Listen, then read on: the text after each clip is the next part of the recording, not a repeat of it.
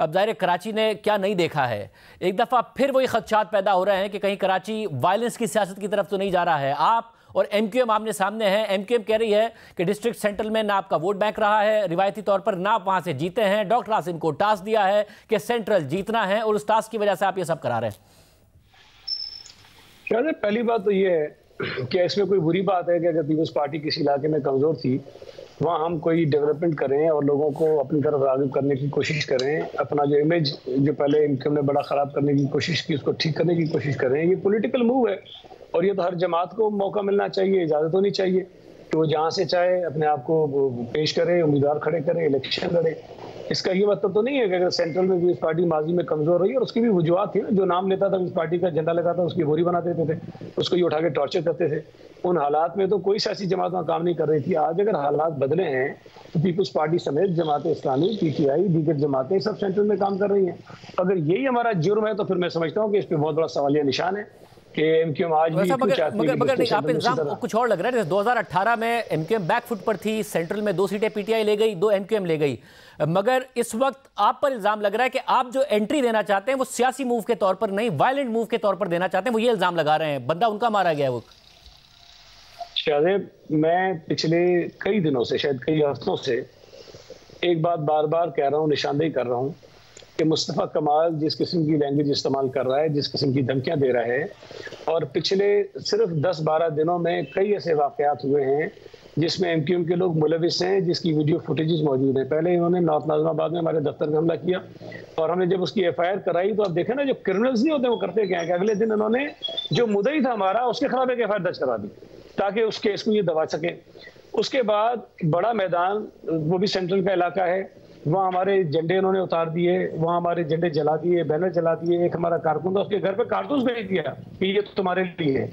उसके बाद खजी ग्राउंड मशहूर मारूफ है, वहाँ यही हमारे कैंडिडेट जो राव वही थे जिनके ऊपर ये एलिगेशन लगा रहे थे, जिनका ये हल्का था जहाँ पर ये वाक़या हुआ, उनका घेराव किया गया, वहाँ झंडे बैनर जलाए गए। उसके बाद गुलिस्तान जौहर में हमारी पार्टी की मीटिंग हो रही थी, उसकी वीडियो मौजूद है, वहां पर इनके लोग घुसे हैं, बदमाशी की है, उस मीटिंग को उन्होंने सबोटाइज किया है।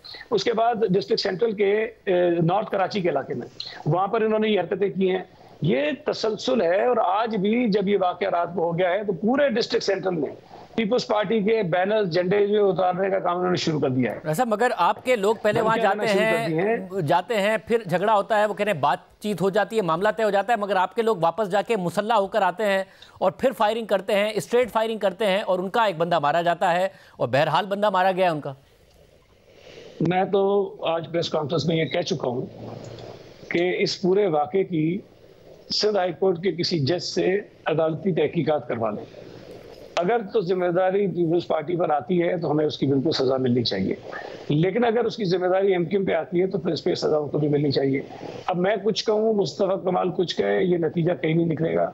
अदालती तहकीकात कराएं। और ये जो वीडियो दिखा रहे हैं, मैं तो बड़ा हैरान हुआ। एक वीडियो इन्होंने खुद चलाई है, उसमें ये दिखा रहे हैं कि लोगों के हाथ में क्लैशनकोफ है, उस पर दायरे बनाए और कह रही पीपल्स पार्टी के दहशतगर्द हैं। और अजीब पीपल्स पार्टी के दहशतगर्द है कि ये फायरिंग कर रहे हैं जब पीपल्स पार्टी के लोगों की गाड़ियां खड़ी उस तरफ, और उसके बाद ये उसी गाड़ी की तरफ जाते हैं और वही मजमा लगता है, वही जो गाड़ी में लोग बैठे हैं उनको कूटते हैं, ये मारते हैं। और वो जो वीडियो बनाने वाला कह रहा है कि सबके हाथों में पिस्टल है, सबके हाथों में गन है। ये सब इनके लोग थे वहाँ। इंटरेस्टिंग चीज ये कि जब गोली लगी और जो एक वो जो कारकुन बेचारा जो मारा गया, तो जैसे ही लाश उठाने आते हैं लाइट्स बंद कर देते हैं। सवाल ये पैदा होता है कि ये सारी चीज हम तो नहीं कर रहे थे, हमारे तो लोग वहाँ गए हुए थे ना। एक इनका वो सुने आज प्रेस कॉन्फ्रेंस मुस्तफा कमाल ने क्या कहा है। वो कहते हैं नाज़िमाबाद ऐसा ही है जैसा बिलावल हाउस है।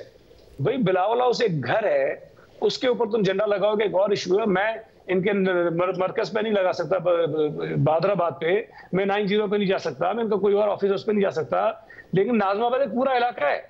उस पूरे इलाके को तशबीह देते हैं कि बिलावल हाउस से मतलब ये कि वहाँ कोई पार्टी, कोई उम्मीदवार आ ही नहीं सकता, झंडा लगा नहीं सकता, कैंपेन कर नहीं सकता। ऐसा तो क्या बेहतर नहीं है कि आप कोई रूल्स ऑफ द गेम आप दोनों सेट कर लें, बजाय इसके कि वायलेंस की तरफ बढ़ते चले जाएं, एक दूसरे पर इल्जाम तराशी के लिए भी 9 दिन बाकी रह गए हैं, खुदा न खास्ता मजीद वायलेंस हो, कि दोनों मिलकर कोई rules of the game set कर लें कि जी इस तरीके से मामला आगे बढ़ेंगे। देखिए, मैं एक चीज सिर्फ कह दूं, इसका जवाब देता हूँ। शाहजेब, कोई जमात, कोई शख्स जो इलेक्शन जीतने के मूड में होता है, जिसकी पोजीशन अच्छी होती है, वो कभी भी लड़ाई झगड़ा नहीं करता। ये एमक्यूएम खुद कह रही है कि सेंट्रल में पीपल्स पार्टी नहीं थी, आज पीपल्स पार्टी वहां कब्जा करने की कोशिश कर रही है, जो ये कहना चाहते हैं। मतलब हमने मूव किया, हमने वहां पे अपनी स्पेस बनाई है, ये इनको नागवार गुजरा। दूसरी बात जो आप कह रहे हैं कि आपस में बात होनी चाहिए, मैंने खुद तकरीबन कोई 1 हफ्ता पहले हाफिज नईम साहब को फोन किया, खुद फोन किया मैंने, और मैंने उनसे गुजारिश की, जब ये 1-2 छोटे-छोटे वाकयात हुए थे। मैंने कहा हाफिज साहब ये बड़ा गलत हो रहा है, मेरी राय में हम तमाम सियासी जमातों को जो कराची में इलेक्शन लड़ रही हैं, बैठकर आपस में अपना कोई ज़ाब्ता इख्लाक बनाना चाहिए, अपने कारकुनों को, अपने लोगों को समझाना चाहिए कि इलेक्शन में सियासी मुखालफत बिल्कुल होनी चाहिए, लेकिन जाती हमले नहीं होने चाहिए और लड़ाई झगड़ा में नहीं करना चाहिए। ये आप हाफिज साहब से कंफर्म कर सकते हैं, मैंने खुद उनसे रब्ता किया था। खैर अभी इस बात में झगड़े तो आपके एमक्यूएम से हो रहे हैं ना, एमक्यूएम और आपको आप दोनों अभी नहीं वायलेंस का इल्जाम लगा रहे हैं, आप और एमक्यूएम एक दूसरे पर लगा रहे हैं, लाशें गिर रही हैं। नहीं, मैंने उनसे कहा कि तमाम जमातें, मैंने ये नहीं कहा कि हम और जमात इस्लामी, मैंने उनसे मगर आप हाफिज नईम साहब से कहें, हाफिज नईम साहब मुस्तफा कमाल से कहें, आप डायरेक्ट बात कर लेना। नहीं, अभी कुछ अर्सा पहले तक इत्तेहादी थे मरकज में, अब सब जमात इस्लामी थोड़ी थी। पहली बात यह है कि देखिए वो जमातें जो एमक्यूएम के पुरतशद्दुद एक माजी का शिकार रही हैं, उसमें एमक्यूएम तो नहीं है ना। इस वक्त कराची में जो सीरियस इलेक्शन में कंटेस्ट कर रहे हैं वो हम हैं, जमात इस्लामी है, या कोई एक आध और जमात होगी।